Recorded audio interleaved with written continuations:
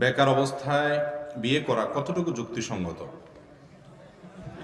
দেখুন, এই বিষয়ে আমরা এর আগে বিভিন্ন জায়গায় বলেছি যে যদি কারোর স্ত্রীর ভরণ পোষণ দেওয়ার মতো ন্যূনতম সক্ষমতা না থাকে, মহর পরিশোধ করার মতো ন্যূনতম সক্ষমতা যদি না থাকে, তার জন্য নবী করিম সাল্লাল্লাহু আলাইহি সাল্লামের নির্দেশনা হলো তিনি বিভিন্নভাবে নিজের যৌন আকাঙ্ক্ষাকে অবদমিত করবেন, নিয়ন্ত্রণ করবেন। তন্মধ্য থেকে একটা পদ্ধতি হলো রোজা রাখা। এর মাধ্যমে তিনি নিজেকে নিয়ন্ত্রণ করার চেষ্টা করবেন।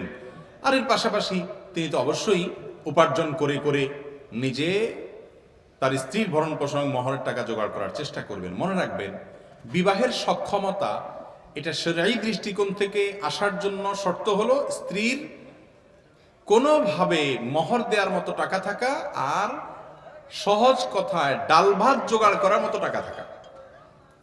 ডাল ভাত জোগাড় করার মতো টাকা বোঝেন? আমরা আজকাল অনেকে মনে করি যে বিয়ে করতে হবে মানে হলো বিরাট টাকা পয়সার মালিক হইতে হবে, অনেক টাকা পয়সা থাকতে হবে, আলিশান একটা বাড়ি করতে হবে, বড় একটা চাকরি থাকতে হবে, অনেকগুলো পয়সা ব্যাংক ব্যালেন্স থাকতে হবে, ঘরে অনেক কিছু থাকতে হবে। এগুলো আমাদের সমাজ বানিয়ে নিয়েছে। শরীয়তের দৃষ্টিকোণ হলো একজন যুবক বিবাহের উপযুক্ত, তিনি যখন প্রাপ্তবয়স্ক হবেন, তিনি যখন বালেগ হবেন, তিনি যদি ভরণ পোষণ দেওয়ার মতো, মোটামুটি যেটাকে আমরা বলি ডাল ভাতদের ব্যবস্থা করার মতো ক্ষমতা যদি তার থাকে, তাহলে এই বেচারার বিয়ের সামর্থ্য আছে। এখন সমাজ বলবে না না, তোমার সামর্থ্য এখনো হয় নাই, নিজের পায়ে দাঁড়াও। এই পায়ে দাঁড়ানোর মানেটা যে কি, এটা এক এক মুরব্বীরা, এক এক বাপ মারা এক একটা বুঝেন।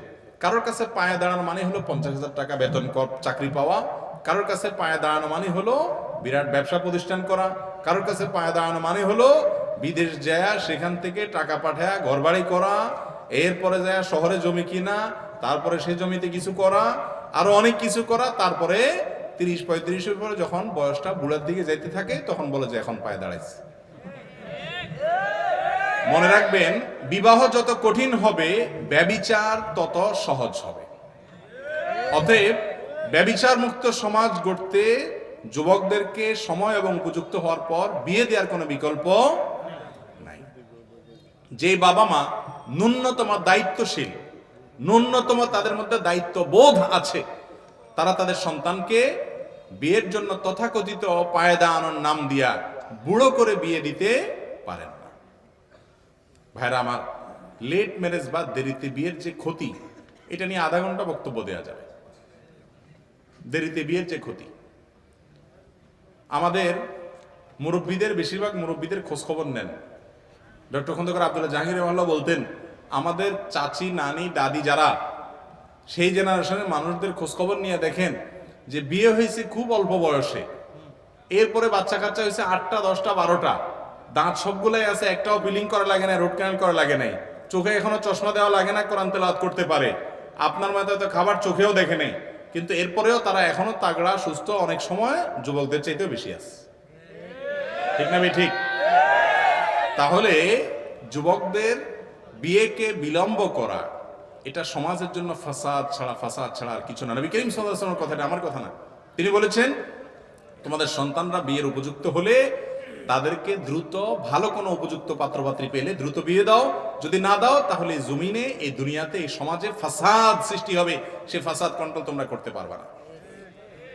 আপনারা পশ্চিমা দুনিয়ার দিকে তাকায় দেখেন কি পরিমাণ যৌন হ্যারাসমেন্টের শিকার হয় মেয়েরা, কি পরিমাণ, এবং আরো কত ফাসাদ আছে সমাজে। এই ফাসাদগুলো থেকে মুক্তির মূল মন্ত্রই হলো মানুষকে পুত পবিত্রতার পথে আহ্বান করা, পর্দা পশিদার, চোখের পর্দা এবং অন্যান্য পর্দার সবগুলো বিধানকে আমাদের সমাজে প্রয়োগ করা, ইমপ্লিমেন্ট করা, ব্যক্তির মধ্যে আনা, এবং যুবকদেরকে, মেয়েদেরকে উপযুক্ত হলে বিয়ে দিতে বিলম্ব না করা। আপনার সন্তান সে যদি বিপদগামী হয়, আমি অনেক মুরব্বীদেরকে বলি, বাবারে, আপনাদের আমলে গুনাহ থেকে বাঁচা অনেক ইজি ছিল, পরিবেশ এত খারাপ ছিল না। এখন পরিবেশ এত খারাপ যে ইয়াংরা তাদের নিজেদেরকে রক্ষা করা অলমোস্ট অসম্ভবের মতো কঠিন হয়ে গেছে। সোশ্যাল মিডিয়া হোক, অনলাইন অফলাইন হোক, এই আল্লাহর বান্দাদের চোখের জেনা থেকে বাঁচানোটা তাদেরকে কঠিন হয়ে গেছে। এই টাইমটাতে তাদেরকে বাঁচানোর জন্য আপনাদের আন্তরিকতা প্রয়োজন, বিচক্ষণতা প্রয়োজন, দূরদর্শিতা প্রয়োজন। আর যুবকরা বসে বসে ঠিক ঠিক না বলে চাকরি বাকরি খোঁজেন, কাজ কাম করেন। এটাও ঠিক, মাহফিল এমন একটা জায়গা আছে, এটাও ঠিক ওইটাও ঠিক, সবই ঠিক। আল্লাহ তাআলা আমাদেরকে আমল করার তৌফিক দান করুন।